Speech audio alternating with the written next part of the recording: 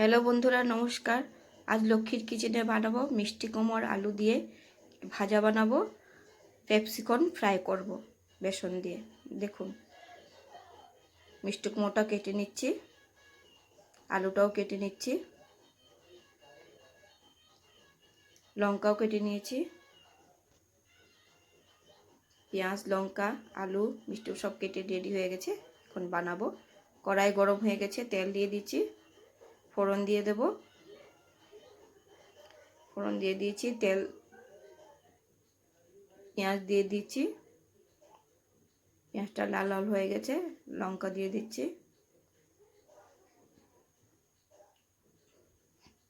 আলুটা কাটা রেখেছিলাম সেটাই দিয়ে দেব।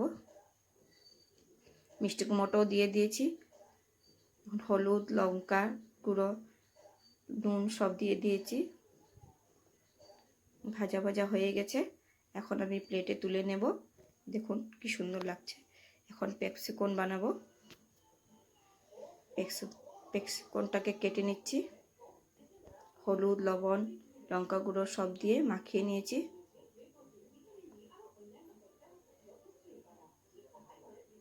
মাখানো হয়ে গেছে। এখন ব্যাটারটা রেডি করে নিচ্ছি।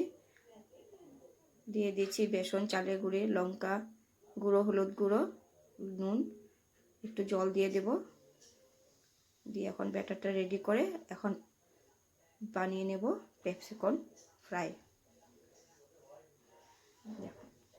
এখন ছোট ছোট করে দুফাড়া করে দিয়ে দিয়েছি। ভাজা ভাজা হয়ে যাবে লাল লাল করে। এই যে দেখুন হয়ে গেছে, নামিয়ে নেব। মিষ্টি কুমড়ো ভাজা করছি। মিষ্টি কুমড়ো ভেজে নিয়েছি।